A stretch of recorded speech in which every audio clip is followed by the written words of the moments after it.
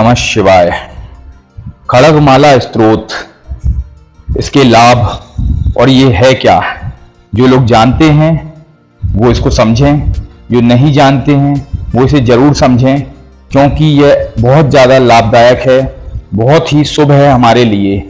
जो भी व्यक्ति तंत्र साधना में या फिर जीवन में उन्नति करना चाहता है या किसी प्रकार से उसको कोई कष्ट है, तो सभी कष्टों का हरण करने वाला ये खड़गमाला स्तोत्र है। खड़गमाला स्तोत्र के माध्यम से आप ब्रह्मांडीय शक्तियों के साथ जुड़ पाते हैं।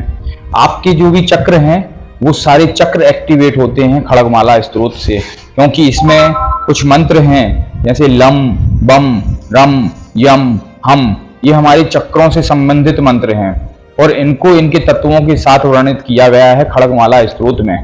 तो कुछ साधक जो योग साधना करते हैं, प्राणायाम के माध्यम से अपने चक्रों को जागृत करने का प्रयास करते हैं, वो खड़गमाला स्तोत्र का पाठ करेंगे तो उनको बहुत जल्दी चक्रों के जागृत होने का एहसास होगा।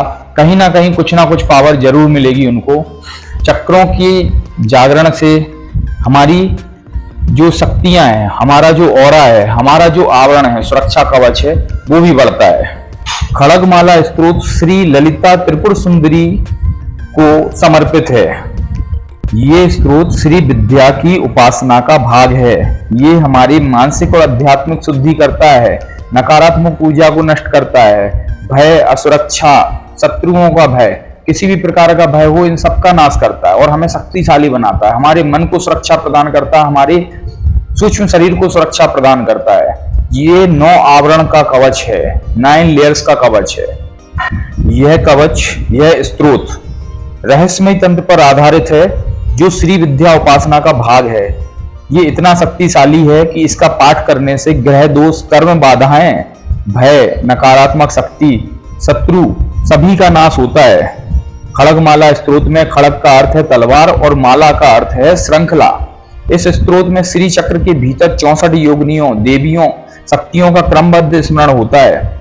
जैसे कोई माला परोई जा रही हो, यह स्तोत्र देवी की रक्षा, शक्ति और करुणा की प्रतीक देवियों को आवाहन करता है और साधक को आध्यात्मिक रूप से जागरूक और ऊर्जावान बनाता है।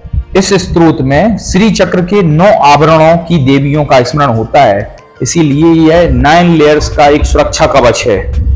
इस स्तोत्र के पाठ से गुप्त भय का नाश होता है, नींद में भी परेशानी है तो उसका भी नाश होता है। ये एक अभेद कवच है जिसे भेदा नहीं जा सकता। जैसा कि मैंने बताया कि 9 देवियों का, 9 आवरणों का कवच है ये। तो इस कवच का अगर आप पाठ करना चाहते हैं तो पूर्व दिशा की ओर मुख करके आप घी का दीपक जलाएं। उस दीपक को देवी त्रिपुर सुंदरी की तस्वीर के पास रखें या फिर आप श्री यंत्र का भी प्रयोग कर सकते हैं। देवी को प्रणाम करें, फिर सच्चे मन से देवी का आवाहन करें, संकल्प लें। संकल्प लेने के लिए आप 21 दिन या 41 दिन का संकल्प ले सकते हैं, या आप चाहें तो प्रतिदिन नित्य आप पाठ कर सकते हैं। अगर आप दीक्षा प्राप्त साधक हैं तो आपको अत्यंत फलदायक होगा और यह एक ऐसा पाठ है जिसको जो दीक्षा प्राप्त किया हुआ साधक नहीं है उसको भी उसका लाभ मिलता है।